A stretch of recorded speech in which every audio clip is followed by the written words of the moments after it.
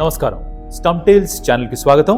Sports వార్తలు మీకోసం అందిస్తోంది మీ కౌశిక్. ముందుగా ముఖ్యాంశాలు. న్యూజిలాండ్తో జరగబోతున్న ఓడిఐ సిరీస్కి ఇండియా స్క్విడ్ అనౌన్స్ చేశారు. స్క్విడ్ గేమ్స్ కాదు, స్క్వాడ్. తెలిసావో ఏమి తెలిసావో. ఓకే, సెకండ్ అండి. ముస్తఫిజుర్ని పీకేసిన కేకేఆర్. పీకే లేదయ్యా, రిలీజ్ చేశారు. కారణాలు తెచ్చేదానికి సరిగ్గా రాస్తామండి, ప్రూఫ్ రీడింగ్ కూడా చేస్తావు. మరి ఫుట్బాల్ ప్లేయర్స్ అప్పుల పాలు అబాసు పాలు కాదు, ఎపీల్. వాళ్ళ బాధలు చెప్పుకున్నారు. నేను చెప్పింది ఏంటి, మీరు రాసి చచ్చింది ఏంటి? వచ్చేస్తారు తగుదనమ్మా అనుకుంటూ ప్రతి ఒక్కళ్ళును. నేను రాస్తాను స్క్రిప్ట్ యూట్యూబ్కి, నేను చేస్తాను వీడియోలు అనుకుంటూ. ఇది ఫిఫ్త్ అండి, అయిపోయింది ఫిఫ్త్. విజయ్ హజారే రౌండప్ చేసిన విజయ్ హజారేని రౌండప్ చేసినా కాదు, విజయ్ హజారే రౌండప్. ఏం జరిగింది దాని గురించి మాట్లాడాలి.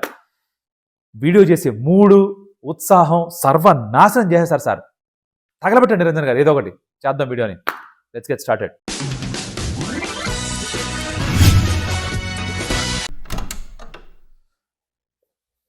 Welcome to stump tales. ఏదో కొత్త ట్రై చేస్తున్నాం. అయితే ఇండియా స్క్వాడ్ అనౌన్స్ చేశారు కదా న్యూజిలాండ్కి. దాంట్లో కొంతమంది తిరిగి వెనక్కి వచ్చారు, కొంతమందిని ఆబ్వియస్లీ బయటకు పంపించాల్సి వచ్చింది. లోపలికి వచ్చిన వాళ్ళలో అమ్మదినమ్మ ఎంఎండమ్స్ కానీ ఎక్స్పైర్ అయిపోయింది, పారేయాలి, అనవసరంగా ఫ్రిడ్జ్లో పెడుతూ ఉంటాం.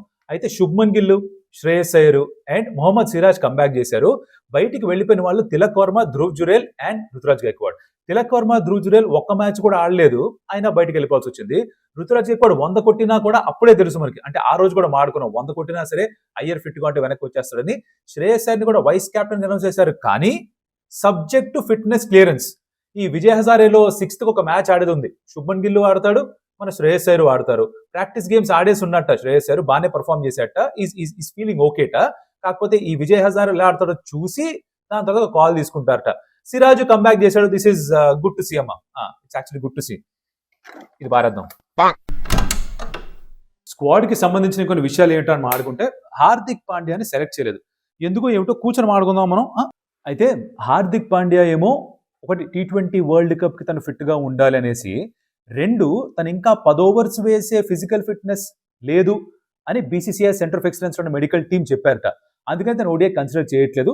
అండ్ వరల్డ్ కప్ దృష్టిలో పెట్టుకుని ఆబ్వియస్లీ వర్క్లోడ్ మేనేజ్మెంట్ అవన్నీ చూసుకుంటున్నారు. బుమ్రా అంటారా, తను అసలు T20 వరల్డ్ కప్, T20 ఫార్మాట్లు మాత్రమే ఆడుతున్నాడు, కానీ 2023 ఓడిఐ వరల్డ్ కప్ అన్న తర్వాత ఇప్పటిదాకా ఓడిఐ ఆడిందే లేదు. సో తను అలానే పక్కన పెట్టేశారు. గైక్వాడ్కి కాస్త అన్యాయం జరిగినట్టుగానే అనిపిస్తుంది from the looks of it, because 100 కొట్టున్నాడు, అంత బాగా ఆడాడు. కాకపోతే అయ్యర్ ఫిట్ గా లేడు కాబట్టి గైక్వాడ్ వెనక్కి వచ్చాడు. సో ఇప్పుడు అయ్యర్ తిరిగి వెనక్కి వచ్చినప్పుడు గైక్వాడ్ మళ్ళీ వెయిట్ చేయాలి. కొన్ని సందర్భాల్లో ఇది కొంచెం అన్యాయంలా అనిపించినా కూడా he needs to wait for his time. But ఇక్కడ చేసిన ఒక మంచి పని ఏంటంటే, గైక్వాడ్ ఛాన్స్ వచ్చినప్పుడు 100 కొట్టాడు. సో నెక్స్ట్ మళ్ళీ అవకాశం ఎక్కడ ఓపెన్ అయినా సరే తనని టక్కుమని తీసుకొస్తారు స్క్వాడ్ లోకి. I'm confident about Gaikwad. మరి ఫ్యాన్స్ కూడా కొంచెం ఓపిక్గా ఉండాలమ్మా. బంగారం. ఆల్రౌండర్స్ గా ఎవరున్నారు స్క్వాడ్ లో చూస్తే నితీష్ కుమార్ రెడ్డి, హార్దిక్ పాండ్యా లేడు కాబట్టి మీడియం పేస్ ఆల్రౌండర్ గా తను, రవీంద్ర జడేజా, వాషింగ్టన్ సుందర్ ఉన్నారు, కుల్దీప్ యాదవ్ ఎలాగో ఉన్నాడు ఒక చాన్మెన్ బౌలర్ గా, అండ్ బ్యాకప్ ఓపెనర్ గా ఏమో జైస్వాల్ తీసుకున్నారు, అండ్ బ్యాకప్ కీపర్ గా రిషబ్ పంత్ ఉన్నాడు, అండ్ ఫస్ట్ చాయిస్ కీపర్ గా ఆపద్ధర్మ క్యాప్టెన్సీ చేసిన కేఎల్ రాహుల్ తన స్థానం తను అలానే అట్టే పెట్టేసుకున్నాడు అనమాట. So basically last ODI series కి కింద చెప్పినట్టుగా 3 మార్పులు, 3 బయటకు వెళ్ళారు, 3 లోపలికి వచ్చారు. అలా మరి స్క్వాడ్ అయితే సెట్ అయింది. మరి చూద్దాం ఏం చేస్తారు ఓడిఐ సిరీస్ అగైన్స్ న్యూజిలాండ్. ఎన్ని రన్స్ కొడతారని అందరూ వెయిట్ చేస్తున్నారు. యాక్చువల్లీ మిగతా ఫార్మాట్ అన్ని మర్చిపోయి ఫ్యాన్స్ ఓడిఐ జిందాబాద్ అంటున్నారు. అవునా కదా, కమెంట్లో చెప్పండి. నెక్స్ట్ బిగ్ న్యూస్ ఏంటంటే, కేకేఆర్ వాళ్ళు ముస్తఫిజుర్ రెహమాన్ ని రిలీజ్ చేశారు. యాక్చువల్లీ నిజం చెప్పాలంటే రిలీజ్ చేసేటట్టుగా చేశారు, చేయాల్సి వచ్చింది. ఎందుకు అలా జరిగింది?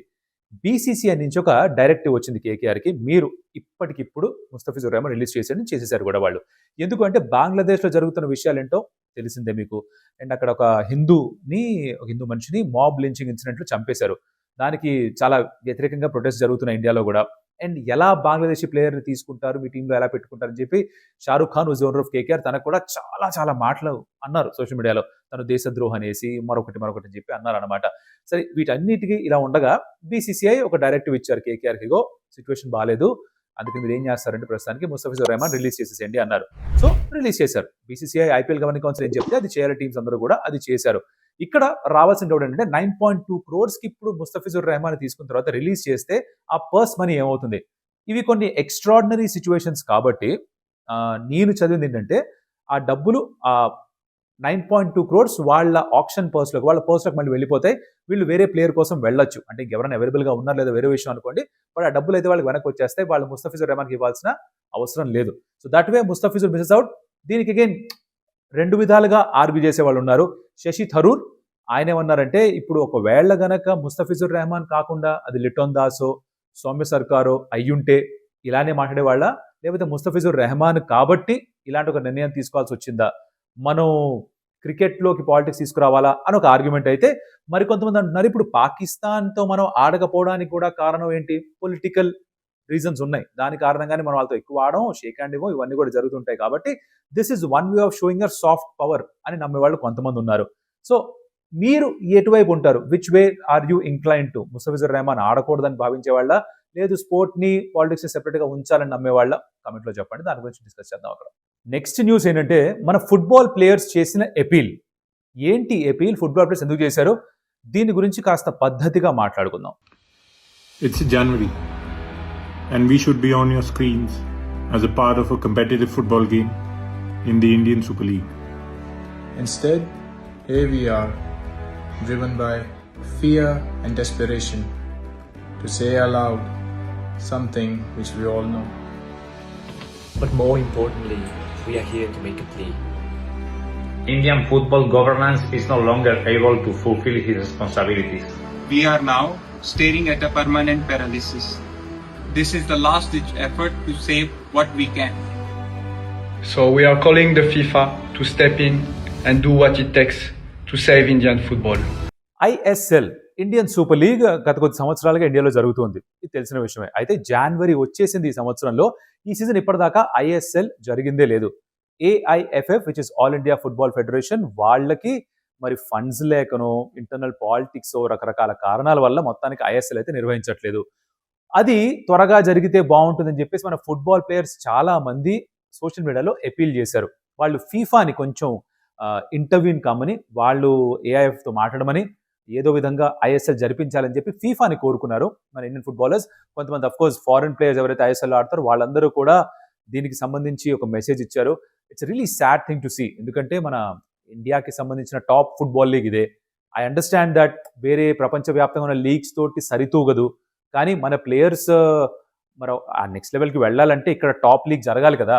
కొంతమంది అంటాం ఏంటంటే, ఆఫ్ఘనిస్తాన్తో ఓడిపోయారు, బంగ్లాదేశ్తో ఓడిపోయారు ఇండియన్ ఫుట్బాల్ టీము, వాళ్ళకి ఇంతకంటే ఎక్కువ బ్యాకింగ్ ఏమి ఇస్తాం, ఇలాంటివన్నీ ఏదో చెప్తూ వస్తున్నారు. కానీ ఇండియాలో ఏ స్పోర్ట్ అయినా సరే దానికి టాప్ లీగ్ జరగడం చాలా ముఖ్యం. అది జరగట్లేదు. హోప్ఫుల్లీ మరి ఫీఫానే ఇంటర్వ్యూన్ చేస్తుందా, ఏఐఎఫ్ఎఫ్ఏ ఒక నిర్ణయం తీసుకుంటారా, ఇండియన్ గవర్నమెంట్ ఏమన్నా కాస్త చనువు తీసుకొని ఈ మ్యాటర్ని వాళ్ళ చేతుల్లోకి తీసుకుంటారా, వెయిట్ చేసి చూడాలి. It was very disheartening to see మన ఇండియన్ ఫుట్బాల్ హీరోస్ అందరూ కూడా ఇలా అపీల్ చేయడం. It was a passionate appeal. Hopefully things improve. Next news, మన విజయ్ హజారే ట్రోఫీ. బేసికలీ బ్యాటర్లు దుమారం చేస్తున్నారు. అందరూ వందలే కొడుతున్నారు. హార్దిక్ పాండ్యా ఒక 100, అభిమన్యు ఈశ్వరన్ ఓ 100, తిలక్ వర్మ ఒక 100. రే నువ్వు ఆడుతూ చెప్పకరా, మామూలుగా కూర్చొని చెప్పరా చాలు మాకు అంటారా. ఓకే అదే చేస్తే డిస్ట్రాక్షన్. అరే మొహం కనిపించట్లేదురా కౌశిక్, కూర్చొని మాట్లాడరా, ఎందుకురా మాకు ఈ గోల. ఓకే చిల్, కూర్చుంటా, ఆగండి. విజయ్ హజారే ట్రోఫీలో మరి బౌలర్లు కనిపించట్లేదు, బ్యాటర్లు మాత్రమే కనిపిస్తున్నారని టాక్. ఎందుకంటే అందరూ సెంచరీలు కొడుతున్నారు. లేటెస్ట్ రౌండ్లో జరిగింది ఏంటంటే, హార్దిక్ పాండ్యా ఈ మనిషి అయితే ఏకంగా ఒక ఓవర్లో 5 6 4 కూడా కొట్టాడు స్పిన్నర్ని. 66 మీద ఎంతో బ్యాటింగ్ చేస్తున్నాడు. 6 4. ఆ లాస్ట్ బాల్ 6 కొడితే అవి కొత్త రికార్డ్ అయి ఉండేది. కానీ హార్దిక్ వచ్చి ఆడితే డొమెస్టిక్ లెవెల్లో ఎలా డామినేట్ చేస్తాడో మరోసారి క్లియర్గా అర్థమైపోయింది. But I think good experience for all the domestic players. సరే హార్దిక్ 100 బాగుంది. లిస్టేలో ఫస్ట్ 100 తనకి. ఇంతకుముందు 92 నాడు తన బెస్ట్ స్కోర్. ఎక్కడ కొట్టాడు గుర్తుంటే చెప్పండి నాకు కమెంట్లో. దేవదత్ పడిక్కల్ సెన్సేషనల్ ఫామ్లో ఉన్నాడు. RCB fans will be happy.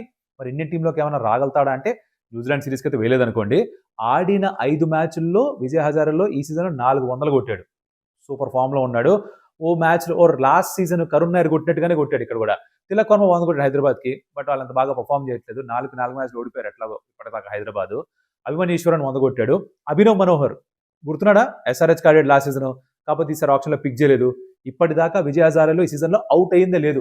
ఓ 40 బాల్లో 70 ఎంతో కొట్టు కూర్చున్నాడు. బాగా ఆడుతున్నాడు, కానీ no takers in IPL. Of course format వేరు, I understand, but is in good form. అలాగే రామకృష్ణ ఘోష్ అని, this guy is an all-rounder. Medium pace వేస్తాడు, బ్యాటింగ్ చేస్తాడు. ఒక 7 వికెట్ హాల్ ఉంది, 2 సార్లు 3 వికెట్ హాల్ తీసుకున్నాడు. ఓ 2 50s కొట్టాడు. ఈ లేటెస్ట్ రౌండ్లో అయితే 27-30 బాల్స్ 60 ఆర్డర్ రన్స్ ఎంతో 237 స్ట్రైక్ రేటు, 5-6 సిక్స్లు కొట్టాడు. సో మంచి ఆల్రౌండర్గా, మీడియం పేస్ బౌలింగ్ ఆల్రౌండర్గా మారుతున్నాడు. కాబట్టి సెలెక్టర్స్ అని ఫోకస్ దానిపైన పెడతారు, దానిలో డౌట్ లేదు. సో ఇలా రౌండ్ అప్ ఉందన్నమాట. మరి విజయ్ హజారే అయిపోయిన తర్వాత మళ్ళీ రంజీ ట్రోఫీ నెక్స్ట్ హాఫ్ అంతా కూడా జరిగిపోవాలి. అది మన డొమెస్టిక్ సీజన్ సంబంధించిన విషయాలు. ఇదివేమా, this is all the information I had. So I hope you like the sports వార్తలు. కొంచెం వెరైటీగా వ్లాగ్ ఫార్మాట్లో చేద్దాం అనుకున్నాం. మీరు ఎంకరేజ్ చేస్తే, మీకు నచ్చిందంటే ఇలా అప్పుడప్పుడు ప్రతిసారి కాకపోయినా అప్పుడప్పుడు చేద్దాం. ఇలాగా బాగుందంటే బాగుందని, బాగాలేదంటే అది దొబ్బిరా బాబు అని చెప్పొచ్చు. మొహమాటం లేకుండా చెప్పేసేయండి, తీసుకుంటాం మీ ఫీడ్బ్యాక్. మరో వీడియో మళ్ళీ కలుస్తాం. అటెంప్ట్ నచ్చిన, వీడియో నచ్చిన, వార్తలు నచ్చినా సరే ఒక లైక్, షేర్, సబ్స్క్రైబ్ తో బంతా హై. నెక్స్ట్ మళ్ళీ కలిసి అప్పటిదాకా సెలవు. అదియోస్ అమిగోస్.